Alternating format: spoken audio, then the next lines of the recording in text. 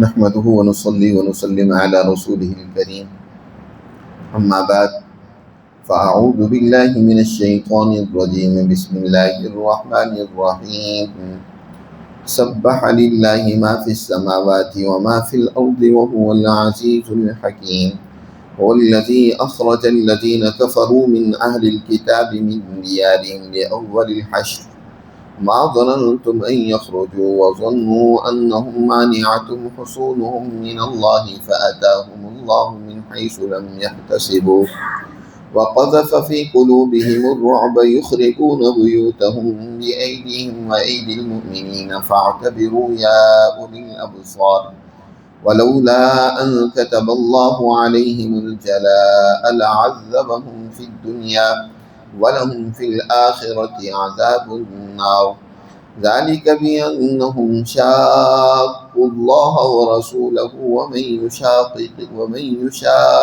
الله فإن الله شديد العقاب ما قطعتم من لينة أو تركتموها قائمة على أصولها فبإذن الله وليخزي الفاسقين صدق اللہ العظیم۔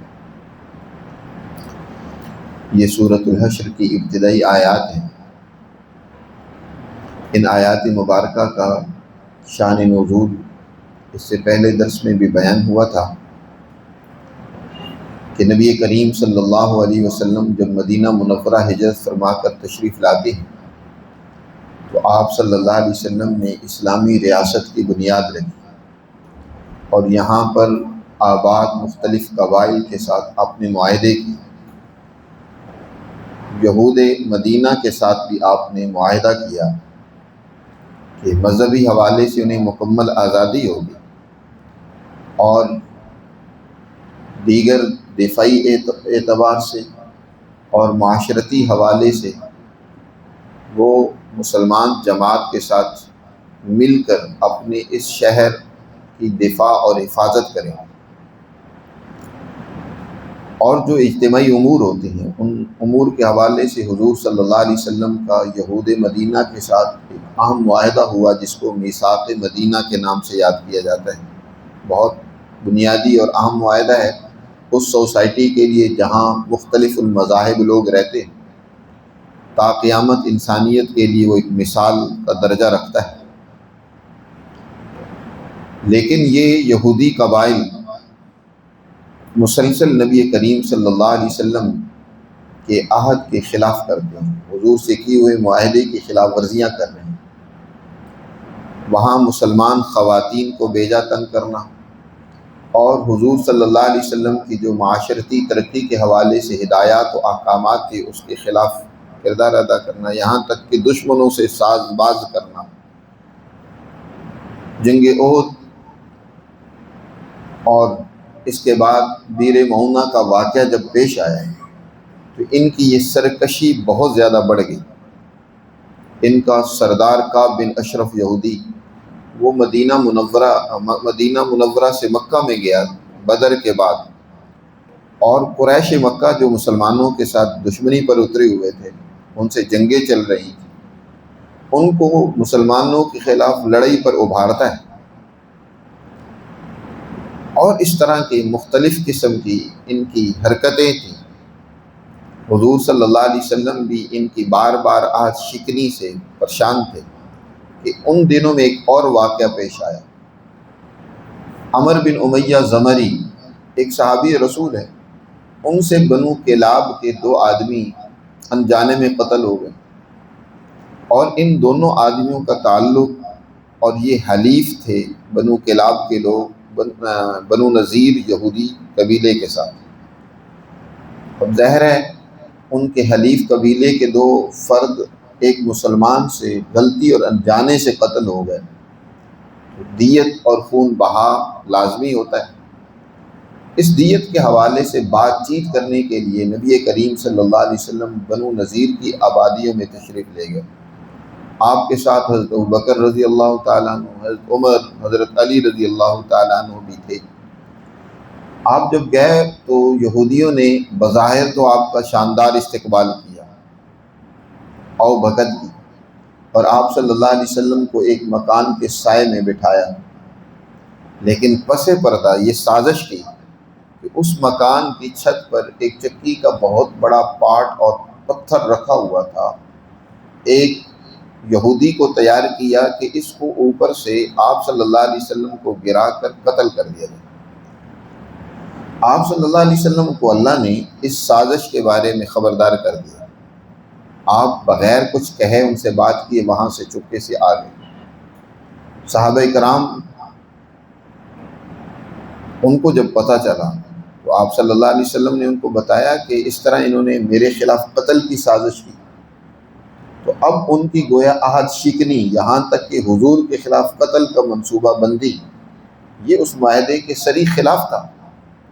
تو آپ صلی اللہ علیہ وسلم نے اس معاہدے کو توڑنے کے بعد پھر ان سے ان تمام تعلقات و معاملات کو ختم بھی کر دیا، اور ساتھ انہیں الٹیمیٹم بھی دے دیا کہ تمہارے لیے صرف 10 دن ہے، 10 دن کے اندر اندر ان آبادیوں کو خالی کر کے یہاں سے جلا وطن ہو جاؤ، وگرنہ تمہارے خلاف سخت ایکشن لیا جائے گا، تمہارے خلاف جنگ کی جائے گی۔ یہ شروع میں تو تیار ہو گئے تھے جلا وطن ہونے کے لیے، مسلمان جماعت کا ایک رعب اور دبدبہ ان پر ایسا پڑا، لیکن منافق جماعت جو بظاہر مسلمان تھی، جن کا تذکرہ گزشتہ سورہ مبارکہ میں گزرا ہے کہ وہ ایک جماعت ہے جو بظاہر مسلمانوں میں شامل ہوتی ہے لیکن در حقیقت مفاد پرست ہے، وہ ذاتی اور گروہی مفادات کے حامل ہیں، اور ہر موقع پر وہ حضور کی جماعت کو نقصان پہنچانے کے لیے کوشش کرتے رہتے ہیں۔ ان کے سربراہ اور سرغنہ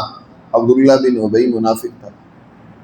اس نے ان یہودیوں کو پیغام بھیجا کہ تم اپنے ان قلعوں کو اور گھروں کو قطعی طور پر خالی نہ کرنا، میرے ساتھ 2000 کا لشکر ہے، اگر مسلمانوں نے تمہارا محاصرہ کیا ہم بھرپور تمہارے ساتھ مل کر مسلمانوں کا مقابلہ کریں گے۔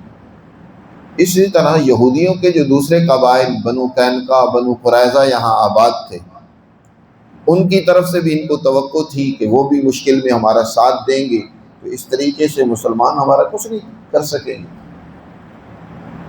اس لیے انہوں نے اس الٹیمیٹم کی کوئی پرواہ نہیں کی، وہیں آباد رہے۔ آپ صلی اللہ علیہ وسلم نے جب دیکھا کہ یہ یہاں سے نہیں نکل رہے تو آپ نے اپنی جماعت کے ذریعے سے ان کی آبادیوں کا محاصرہ کر لیا۔ مدینہ کے مضافات میں ان کی آبادیاں تھیں۔ جب حضور نے محاصرہ کیا تو اس وقت ان کی آبادیوں کے ارد گرد کھجور کے بہت سارے درخت تھے، اور ان درختوں کی وجہ سے ان کے سامنے صف بندی فوجی منظم انداز سے ان کے مقابلے کی حکمت عملی اختیار کرنا مشکل ہو رہا تھا۔ درمیان میں درخت تھے، بہت باغات تھے، تو آپ نے جنگی حکمت عملی یا مصلحت کے تحت کچھ کھجور کے درخت کٹوانے شروع کر دیے۔ انہوں نے مسلمانوں کے خلاف ایک اور پروپیگنڈا شروع کر دیا کہ لو جی، یہ تو کہتے ہیں ہم دنیا میں امن، عدل اور دنیا کے اندر لوگوں کی خوشحالی کے لیے کردار ادا کر رہے ہیں۔ یہ اچھی خوشحالی ہے کہ دیکھو ہرے بھرے کھجور کے درخت ان کو ہی کاٹا جا رہا ہے، یہ تو فساد فی الارض ہے، یہ تو دنیا میں فساد پھیلانے کے مترادف ہے کہ دیکھو درختوں کو کاٹا جا رہا ہے۔ اور یاد رکھیں اسلام کی تعلیمات بھی یہی ہیں کہ دنیا کے اندر کسی قسم کے فساد کی اجازت نہیں ہے۔ حضور صلی اللہ علیہ وسلم کی یہ تعلیمات تھی، درختوں کو بھی کاٹنے سے روکا جاتا تھا۔ حضرت ابوبکر صدیق رضی اللہ تعالیٰ عنہ نے جب لشکر روانہ کرنا چاہا، وہ جنگ موتا کے لیے، غزوہ موتا کے لیے، تو اس موقع پر بھی جو سربراہان لشکر کو ہدایات کی، ان میں سے ایک یہ ہدایت بھی تھی کہ وہاں سرسبز درخت کو قطعی طور پر نہیں کاٹنا، الا یہ کہ کوئی مجبوری ہو، ناگزیر ہو، نہ ہی کھیتوں کو اجاڑنا ہے، نہ ہی کسی آبادی اور کسی گھر کو ویران کرنا ہے، بوڑھوں کو نہیں قتل کرنا، بچوں کو قتل نہیں کرنا، اپنی عبادت گاہوں میں جو مصروف عبادت ہوں ان سے تعرض نہیں کرنا، یہ ہدایات ہوتی۔ یہاں بھی حضور کی ہدایات اور تعلیمات تو یہ تھی کہ دنیا میں فساد فی الارض کے خاتمے کے لیے جماعت کردار ادا کر رہی ہے۔ ان منافقوں کو اور یہودیوں کو پروپیگنڈا کرنے کا موقع ملا کہ دیکھو یہ عجیب بات ہے، ادھر تو کہتے ہیں فساد فی الارض ختم کرنا چاہتے ہیں، جبکہ خود ہی فساد پیدا کر رہے ہیں کہ درختوں کو کاٹی جا رہے ہیں۔ تو قرآن نے ان کا اس اعتراض کا بھی یہاں جواب دیا ہے ان آیات مبارکہ میں۔ آیات اب ترجمہ ان کا پڑھیں گے تو ساتھ یہ باتیں جو اللہ نے یہاں بیان کی ہیں واضح ہوتی جائیں گی۔ اللہ نے اس سورہ مبارکہ کا آغاز لفظ تسبیح سے کیا ہے کہ اللہ کے احکامات اسی طرح ہر نقص، عیب اور کمزوری سے پاک ہیں، جس طرح کہ اللہ کی ذات وہ کسی قسم کے نقص اور کمزوری کا اس میں شائبہ تک نہیں ہے، اس کے احکامات میں بھی کوئی کمی اور کجی نہیں ہے۔ آج اللہ کے احکامات کے حوالے سے ہمارا نوجوان جو در حقیقت گمراہ کن مستشرقین اور یورپین فلاسفروں سے متاثر ہو کر دین اسلام کی تعلیمات پر ہی وہ کیچڑ اچھالنا شروع کر دیتے ہیں، آج بڑی تیزی کے ساتھ ہمارا نوجوان مغربی تہذیب سے متاثر ہو رہا ہے اور ان کے جھوٹے پروپیگنڈے، پھیلائے ہوئے غلط افکار ان سے متاثر ہوتا ہے۔ حالانکہ یاد رکھیں دین اسلام کی تعلیمات سے زیادہ کامل، مکمل، انسانیت کے لیے مفید کوئی تعلیمات نہیں ہے۔ یہ محض ایک عقیداتی بات نہیں ہے، اعتقادی بات نہیں ہے، بلکہ حقیقت پر مبنی بات ہے کہ دین اسلام سے سچی اور کامل تعلیم کہیں دنیا میں موجود ہے۔ آج پروپیگنڈا ایک یہ بھی کیا جاتا ہے کہ یورپ بڑی ترقی کر رہا ہے اور اپنے فلسفے کی بنیاد پر دیکھو ترقی کر رہا ہے، مسلمان تنزل اور زوال کا شکار ہیں۔ اگر ان کی تعلیمات اتنی سچی ہیں تو یہ زوال کا کیوں شکار ہے؟ آپ ذرا غور کر کے بتلائیں، کیا یورپ کی یہ ساری ترقی اپنی محنت پر منحصر ہے؟ کیا انہوں نے کچھ اپنے پیداواری عمل کو بڑھایا ہے؟ کیا مسلم ممالک، کمزور ممالک کی لوٹ مار پر نہیں ان کی ترقی منحصر؟ جتنی بھی انہوں نے ترقی کی ہے وہ ساری لوٹ مار تو کر رہے ہیں ان ممالک سے جو آج کمزور ہیں، جن کو انہوں نے خود کمزور کر رکھا ہے اپنی چالاکیوں، مکاریوں اور مختلف ڈپلومیسی کے ذریعے سے ان میں انتشار پیدا کر کے ان کے وسائل کو لوٹ رہے ہیں۔ مثال کے طور پر دیکھو نیسلے کی آج بڑی آپ کے ملک میں شہرت ہے۔ نیسلے نے بہت ساری پروڈکٹ تیار کر رکھی ہیں۔ نیسلے کا پانی وہ آپ کے ہر سٹور، دکان پر موجود آپ کو ملے گا۔ اب یہ نیسلے کی ایک بوتل وہ جو غالباً 130-120 روپے کی مل رہی ہے پانی کی، اس کی تیاری میں کتنا خرچہ ہوتا ہے؟ پانی نکالنے، اس کی صفائی ستھرائی کرنے میں جی 1 روپے خرچ ہوتا ہے زیادہ سے زیادہ، پانی نکالنے میں اس کی بوتل کے اوپر 1 روپے خرچ لگا، 2 روپے خرچ ہوئے اور کمایا کتنا ہے انہوں نے؟ 128 روپے وہ کما رہے ہیں۔ چلو کچھ ٹیکس دے لو، 7-8 روپے چلو ٹیکس بھی دے لو، تو 120 روپیہ یہاں سے پانی نکال کر تمہیں ہی دینے میں، تمہارا ہی پانی تمہیں پلانے میں انہوں نے اتنا کمایا ایک بوتل پر، اور وہ سارا کما کر کہاں لے کر جا رہے ہیں؟ اپنے ملکوں میں لے کر جا رہے ہیں۔ وہ ساری تمہاری دولت وہ اپنے ملکوں میں لے کر جا رہے ہیں۔ یہاں اتنی یہ ساری کھوپڑیاں جو پڑی ہوئی ہیں، کیا یہ پانی، اس کی صفائی کیا یہاں کی کھوپڑیاں نہیں کر سکتی؟ ان کے پاس مشینیں نہیں ہیں؟ کیا وہی جو پانی وہ کر رہی ہیں اس کو صاف کر رہی ہیں، تو یہاں جو دوسرے لوکل آج کل کچھ لوگ کام کر رہے ہیں تو وہ بھی وہی کام کر رہے ہیں۔ کوئی ایسا نہیں کہ وہ کوئی انوکھا کام کر رہے ہیں۔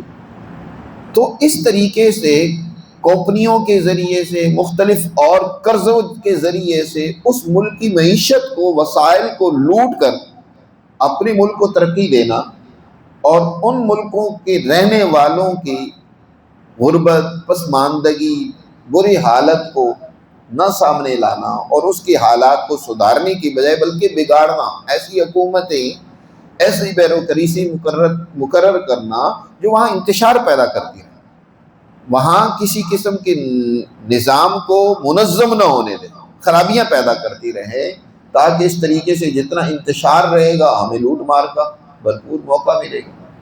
وہ کون سا ان کا وہ ایسا فلسفہ ہے جو دوسروں کی لوٹ مار کے اوپر اپنی ترقی کی بنیاد رکھے ہوئے، اور ہم متاثر ہو رہے ہوتے ہیں کہ جناب انہوں نے بڑی ترقی کر لی ہے۔ اپنے وسائل پر ترقی کرتے تو پتہ چلتا۔ سارا آپ مسلمان ملکوں کے تیل پر ان کا قبضہ ہے، ساری معدنیات پر ان کا قبضہ ہے، عراق کا تیل، سعودی عرب کا تیل، سارے ممالک کا تیل انہوں نے ان پر قبضے جما رکھے اور ان کو لوٹ رہے ہیں۔ تو اس لیے میرے عزیز دوستو، دین اسلام ہی کی تعلیمات کامل ہیں، وہ انسانیت کی تعلیمات ہیں، لوٹ مار کی تعلیمات نہیں ہیں۔ وہ وہاں کے وسائل وہیں کی قوموں پر خرچ کرنے کی ہدایت کرتا ہے، حکم دیتا ہے۔ زکوٰۃ تک کا حکم یہی ہے کہ جہاں کی زکوٰۃ ہے وہیں کے لوگوں پر اس کو خرچ کیا جائے، جہاں کے وسائل ہیں وہیں کے لوگوں پر اس کو خرچ کرنا ہے۔ تو اللہ سبحانہ و تعالیٰ نے آغاز میں فرمایا سبح للہ ما فی السماوات و ما فی الارض، آسمان و زمین میں جو کچھ ہے سب اللہ ہی کی تسبیح و پاکی بیان کرتا ہے کہ اللہ کا قانون اس سے بہتر کوئی اور نہیں ہے، اللہ کی ذات سے جیسے کوئی بہتر نہیں ہے۔ اس نے ساری کائنات کو بنایا، ہر ایک کی ضرورت کے مطابق اسے قانون، اسے ایک نظم و ضبط اور اسے زندگی گزارنے کا ایک طریقہ دیا۔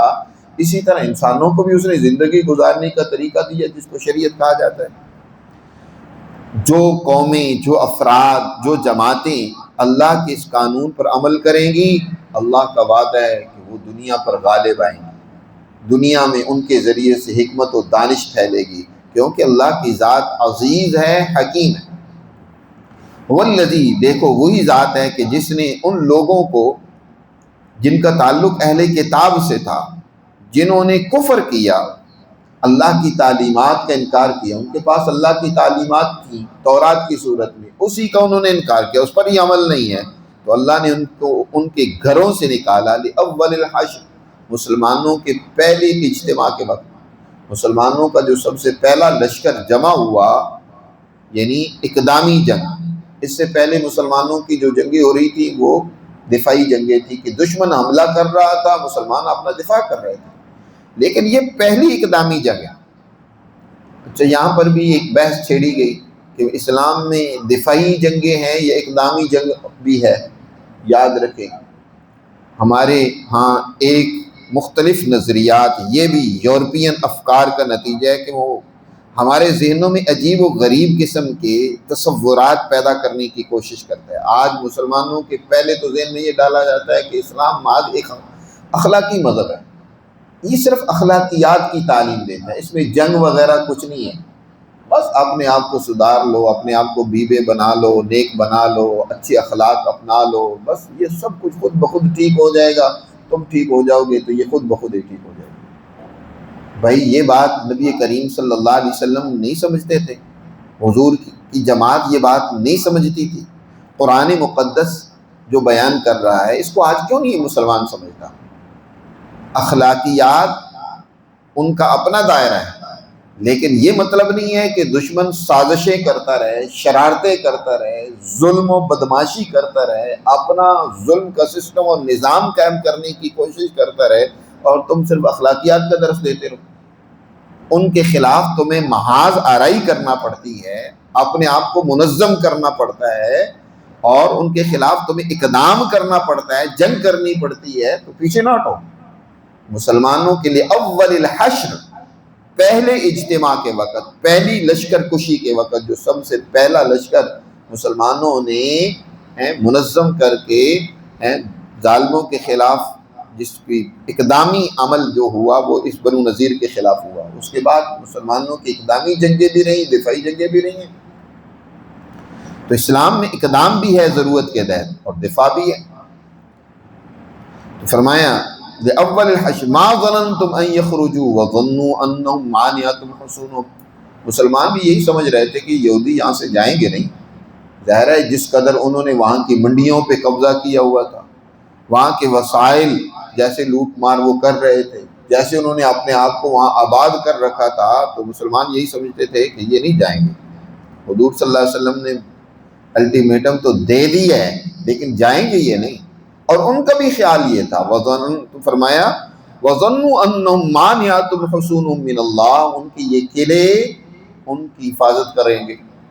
جو انہوں نے بڑے بڑے مضبوط قلعے بنائے ہوئے تھے، وہ یہ سمجھ رہے تھے کہ یہ ہماری حفاظت اور بچاؤ کریں گے، مسلمان ہمارا کچھ نہیں بگاڑ سکتے۔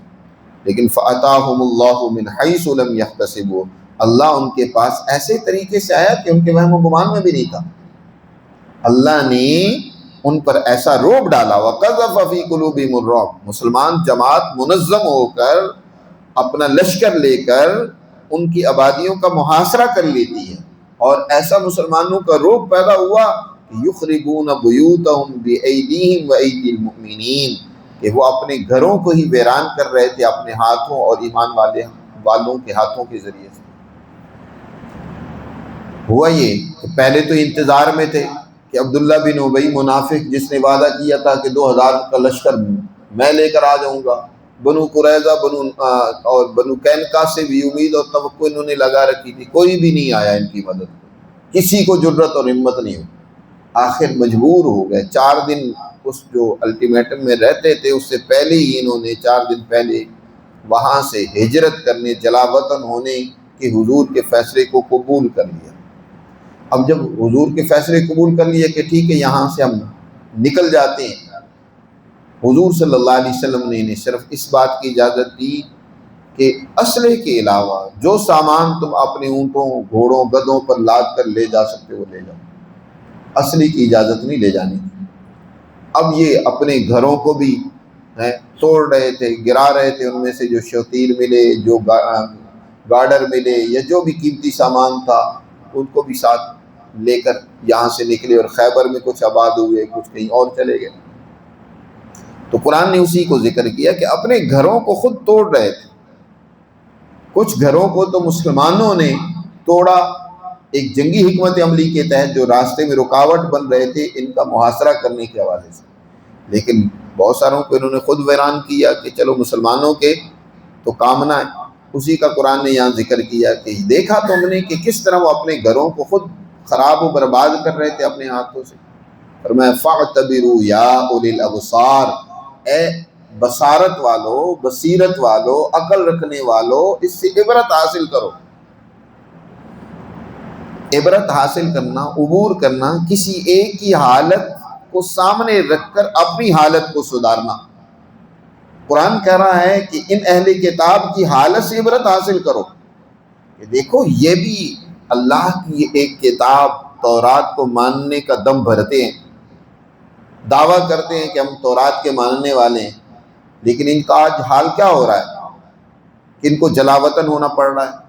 ان کا حال کیا ہو رہا ہے کہ ذلیل و رسوا ہو کر اپنے گھروں کو خود ویران کر رہے ہیں، ذلت کے ساتھ یہاں سے ان کو جانا پڑ رہا ہے۔ تم عبرت حاصل کرو، کیوں ان کو یہ ذلت اور رسوائی کا سامنا کرنا پڑا کہ انہوں نے اللہ کی تعلیمات کو پس پش ڈالا، جو ان کو تعلیمات دی گئی تھی ان پر عمل نہیں کیا۔ اگر مسلمانوں تم قرآن کو ماننے کے باوجود بھی ایسا کرو گے، ان پر عمل نہیں کرو گے، اپنی خواہشات کے مطابق ان تعلیمات کو ڈالنے کی کوشش کرو گے، تو یاد رکھو تمہارا بھی انجام ان سے کمتر نہیں ہوگا۔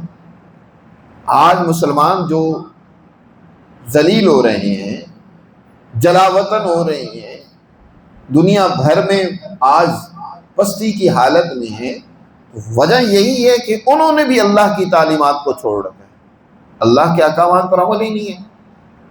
اللہ نے، اور پھر اللہ کا جب حکم ہم ذکر کرتے ہیں نا، یاد رکھیں اللہ کے احکامات صرف اور صرف نماز میں بند نہیں ہیں۔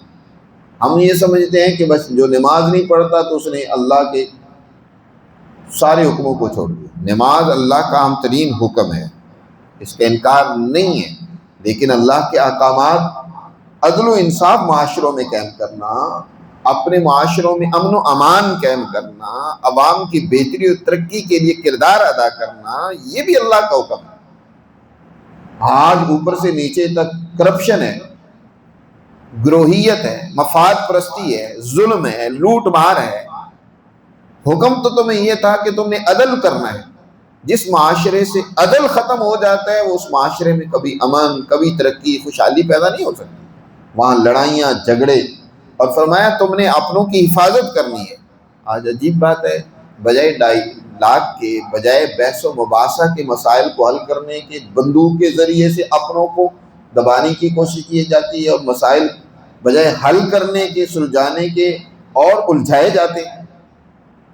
کشمیریوں کا مسئلہ ہو، چاہے وہ بلوچیوں کا مسئلہ ہو، پنجابیوں کا مسئلہ ہو، کسی بھی قوم کا مسئلہ ہو، اپنے لوگ ہیں، آپ ڈائیلاگ کے ذریعے سے مسائل کو حل کریں۔ دنیا کے اندر قومیں، ان کے ہاں مسائل پیدا ہوتے ہیں، بحث و مباحثہ کی، بات چیت کی ایک موقع ہوتا ہے، اور ان کو حل کرنے کے طریقہ کار ہوتے ہیں۔ لیکن تم کہو کہ نہیں، بس ہم نے گولی، اپنے کے اوپر بھی گولی چلانی ہے، دوسروں پر بھی گولی ہے، اسی کے ذریعے سے مسائل حل کرنے ہیں۔ یہ ظلم کا راستہ ہے، یہ فسطائیت کا راستہ، مفاد پرستی اور گروہیت کا راستہ۔ ان کا مطالبہ کیا ہے کہ اپنے اللے تللے چھوڑ کر عوام کے مسائل کو حل کرنے کی طرف متوجہ ہو۔ ہمارے اشرافیہ، ان کے تو وہ پروٹوکول، ان کے اخراجات، ان کی شاہانہ زندگیاں وہ تو کم نہیں ہو رہی، اور عوام ہے کہ اس کو رگڑ ہی دیا جا رہا ہے، اس کو پیسے ہی جا رہا ہے۔ عوام کے نام پر قرضے لے کر اپنی بدماشی اور عیاشیاں کی جاتی ہے، اور کہتے ہیں جی ہم عوام پر اتنا قرض ہے، اور اس کی بہانے ٹیکس در ٹیکس۔ تو بھائی یہ تو ریئیکشن ہوگا، ایک وقت نہیں تو کچھ وقت بعد پورے ملک میں ہوگا۔ ایک حد تک ہی کسی چیز میں لچک ہوتی ہے، برداشت ہوتی ہے۔ جب عوام میں برداشت بالکل ختم ہو جائے گی، پھر مجبوراً انہیں باہر نکلنا پڑے گا۔ کوئی زیادہ ہمت والے ہیں پہلے نکل آتے ہیں، کوئی دیر سے نکلیں گے۔ باہر کے اس کو مسئلے پیدا ہو جائے تو اس کو حل کرنے کا طریقہ ہے کہ تم اپنے حالات کو بھی سدھارو، اور ان کے مطالبات کو بھی سامنے رکھ کر ان کو بھی حل کرنے کی کوشش کرو۔ تو فرمایا فَاعْتَبِرُوا یا اولی الابصار، اے بصیرت والو عبرت حاصل کرو، ان سے سیکھو کیسے انہوں نے اللہ کی تعلیمات کو پس پش ڈالا، آج وہ ذلیل و رسوا ہو رہے ہیں۔ یہ اس وقت قرآن کہہ رہا کہ عبرت حاصل کرو ان سے، کہیں تمہارے ساتھ بھی ایسا ہی نہ ہو۔ تو فرمایا وَلَوْلَا أَن كَتَبَ اللَّهُ عَلَيْهِمُ الْجَلَاءَ، اگر اللہ نے ان کے بارے میں یہ بات لکھ دی نہ ہوتی کہ انہیں جلاوطن ہونا ہے، لَعَذَّبَهُمْ فِي الدُّنْيَا، تو یقیناً اللہ ان کو دنیا میں سزا دیتا، اس سے سخت سزا دیتا۔ تورات میں ان کے بارے میں دو باتیں لکھ دی گئی کہ جب تم اس تورات پر عمل کو چھوڑو گے، یا تو تمہیں جلاوطن ہونا پڑے گا، اور یہ بہت بڑی سزا ہوتی ہے کسی علاقے کو اپنے گھر آباد، اپنے گھر، زمینیں، اپنی ساری جائیداد کو چھوڑ کر کسی دوسری جگہ جانا۔ یہ کوئی عام بچوں کا کھیل نہیں جس کو ہجرت ہماری زبان میں کہا جاتا ہے یا جلاوطنی کہا جاتا ہے۔ یہ سزا ہوتی ہے، مجبوری کے تحت اس کی اجازت ہے۔ اسلام میں بھی شروع میں اجازت تھی اس وقت، کیونکہ اسلام اس کا کوئی ایک سیاسی نظام قائم نہیں ہوا تھا، اس کو قائم کرنے کے لیے ہجرت کا حکم دیا گیا تھا۔ لیکن مکہ جب فتح ہو گیا تو آپ نے فرمایا لا ہجرت بعد الفتح، اب کوئی ہجرت وغیرہ نہیں ہوگی، ہجرت کا سلسلہ ختم، وہ ایک مقصد کے لیے ہجرت تھی جی۔ اب تو اللہ کی تعلیمات پر عمل کرنا ہے۔ تو یہ جلا وطنی کا حکم تھا، اور دوسرا حکم تھا قتل کیے جانا۔ تو ان کے بارے میں دو حکم تھے۔ تو فرمایا جلا وطنی کا حکم نہ ہوتا تو پھر انہیں دنیا میں دوسری سزا بھگتنی پڑتی، یعنی ان کو قتل ہونا پڑنا تھا۔ لَعَذَّبَهُمْ فِي الدُّنْيَا، ان کو اللہ دنیا میں سزا دیتا۔ اگر جلا وطنی کا حکم ان کے لیے اللہ نے لکھ نہ دیا ہوتا تو دنیا میں کیا دیتا؟ عذاب دیتا۔ یا یہ بات بھی یاد رکھیں، قرآن میں جہاں کہیں عذاب کا ذکر آتا ہے نا، ہم اس کو آخرت کے عذاب پر لے جاتے ہیں۔ آخرت کا عذاب تو ہے ہی، خود اللہ نے آگے فرمایا وَلَهُمْ فِي الْآخِرَةِ عَذَابُ النَّارِ، اور ان کے لیے آخرت میں بھی جہنم کا عذاب ہے۔ ایک عذاب دنیا میں بھی ہوتا ہے کہ قومیں قتل ہوں، ان کے نوجوان مارے جائیں، ان کے اندر بدامنی ہو، انتشار ہو، فرقہ واریت ہو، ناانصافی ہو، عزت جان مال محفوظ نہ ہو، یہ بھی اللہ کا عذاب ہوتا ہے۔ تو لَعَذَّبَهُمْ فِي الدُّنْيَا، اللہ ان کو عذاب دیتا دنیا میں بھی۔ دوسرا یہ عذاب اور سزا ان کو بھگتنا ہی پڑتی۔ آج جیسے مسلمان مختلف اللہ کے عذابوں میں مبتلا ہے اور اس سے نکلنے کی کوئی فکر بھی نہیں کر رہا۔ اچھا، ان کو یہ جلاوطنی کی سزا کیوں دی گئی؟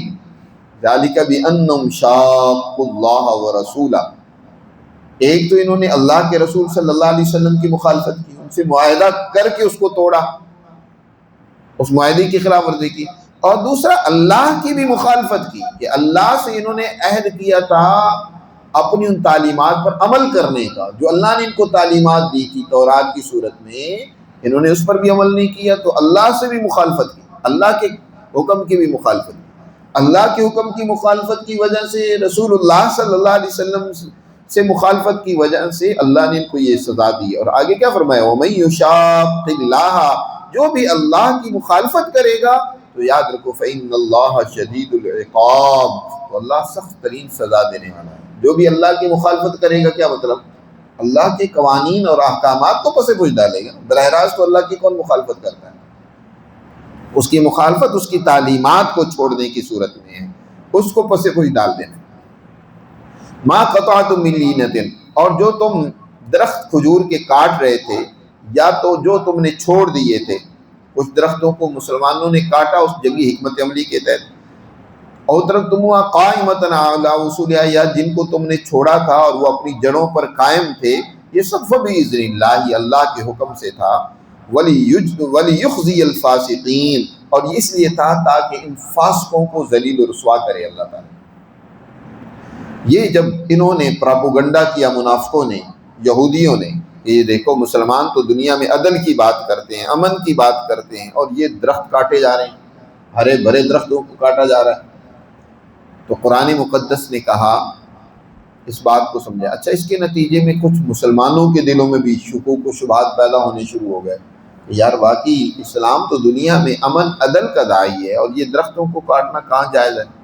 تو اللہ نے اس کا جواب دیا کہ یہ دیکھو، جنگ کے دوران کسی جنگی حکمت عملی کے تحت تمہیں کوئی اس طرح کا اقدام کرنا پڑے تو اس پر بحث و مباحثہ نہیں ہوتا کہ یہ جنگی اقدام کیوں کیا۔ مثلا کسی علاقے میں لشکر کشی کرنی ہے، اب دو جماعتیں ہیں، مثلا دو فوج کے حصے ہیں، ایک طرف سے ایک کمانڈر حکم دیتا ہے کہ تم نے اس طریقے سے حملہ کرنا ہے، دوسرا آرڈر دیتا ہے کہ تم نے اس آبادی پر اس طریقے سے چڑھائی کرنی ہے۔ اب بعد میں کوئی بحث کرنے لگ پڑے کہ کن کا جو ہے حملہ درست تھا، انہوں نے جو آرڈر دیا وہ ٹھیک تھا یا ان کا آرڈر ٹھیک تھا۔ یہ درست نہیں ہے کہ اس وقت تم یہ بحثیں کرنے لگ پڑو کہ یہ کس کا طریقہ ہے اور عمل ٹھیک تھا۔ اس وقت تو دشمن پر حملہ کرنا، اس پر اپنا غلبہ پانا، یہ مقصود ہوتا ہے۔ اس دوران چاہے اس نے ایک طریقہ اختیار کر کے دشمن پر حملہ کیا، دوسرے نے کوئی دوسرا طریقہ اختیار کر کے حملہ کیا، دونوں ٹھیک ہے۔ اسی طرح مسلمان جماعت دشمن کو شکست دینے کے لیے وقتی مجبوری کے تحت کچھ درختوں کو کاٹ رہے ہیں، کیونکہ وہ مزاحم بن رہے تھے، صف بندی دشمن کے مقابلے میں وہاں میدان میں کھڑے ہو کر اس کا مقابلہ کرنے کا راستہ انہوں نے روکا ہوا تھا، ضرورت کے تحت کاٹا ان کو، تو وہ کاٹنا بھی ٹھیک تھا۔ کچھ درخت چھوڑ دیے جن کو کاٹنے کی ضرورت نہیں تھی، وہ بھی ٹھیک ہے، اس کی بحث کرنے کی کیا ضرورت ہے؟ اصل مقصد تو دشمن پر غلبہ پانا ہے، ضرورت کے تحت ایسا اقدام کیا جا سکتا ہے، اس لیے اس میں کوئی مسلمانوں نے فساد فی الارض کا راستہ اختیار نہیں کیا، یہ اللہ کے حکم سے تھا، فبإذن اللہ، اللہ کا حکم یہی ہے، تو لہٰذا یہ اللہ کے حکم سے تھا، اور یہ اس لیے بھی تھا کہ ان فاسق یہودیوں کو اللہ ذلیل و رسوا کرے، کہ جنہوں نے یہ درخت لگائے تھے جب ان کے سامنے کاٹے گئے تو ان کو بھی بڑی تکلیف ہوئی، انہوں نے پروپیگنڈا شروع کر دیا آغاز میں، تو پھر آگے منافقوں دوسروں کو بھی موقع ملا۔ وَلِيُخْزِيَ الْفَاسِقِينَ سے ایک دوسرا مطلب یہ بھی ہے کہ ان فاسقوں کو ذلیل و رسوا کرے کہ کچھ درخت تو مسلمانوں نے ضرورت کے تحت کاٹے، بعد میں جاتے جاتے بہت سارے درخت انہوں نے بھی کاٹے اپنے ہاتھوں سے، کہ اچھا مسلمانوں کے کام بعد میں یہ درخت پھلدار درخت نہ ہے، تو جو چیز خود لگائی اور پھر بعد میں خود ہی خراب کرنی پڑی، اس کو ویران کرنا پڑا، تو ذلت اور رسوائی تو ہوتی ہے۔ جیسے یہ گھر خود آباد کیے بنائیں لیکن بعد میں خود ہی ان کو گرا رہے ہیں، جو اندر اس وقت اس آدمی پر بیت رہی ہوتی ہے نا کہ اپنا بنایا ہوئے گھر اسے چھوڑنا پڑے، اسے گرانا پڑے، ویران کرنا پڑے، تو اس سے جو اس کو صبح کی ذلت اور رسوائی اور اس وقت تکلیف ہو رہی ہوتی ہے نا، وہ اسی کو پتہ ہوتا ہے۔ اسی کو قرآن نے کہا وَلِيُخْزِيَ الْفَاسِقِينَ، تاکہ اللہ ان فاسقوں کو ذلیل و رسوا کرے، جنہوں نے اللہ کے، فاسق کہتے ہیں اللہ کے قانون کو توڑنے والے، تو جنہوں نے اللہ کے قوانین کو توڑا ہے وہ اس طرح ذلیل و رسوا ہوتے ہیں۔ تو اس طریقے سے ان آیات مبارکہ میں اللہ سبحانہ و تعالی نے ایک یہودی جماعت، اس کے خلاف جو مسلمان جماعت نے پہلی لشکر کشی کی تھی، اس کا یہاں تذکرہ کیا ہے۔ ان سے جو پھر یہ بہت سارے مسلمانوں کے ہاتھ اموال لگے جو انہوں نے لوٹ مار سے جمع کیے ہوئے تھے، قرآن نے اگلی آیات میں ان کی تقسیم کا ایک بہت بنیادی اصول اور ضابطہ ذکر کی ہے، اس پر انشاءاللہ آئندہ درس میں بات کریں گے۔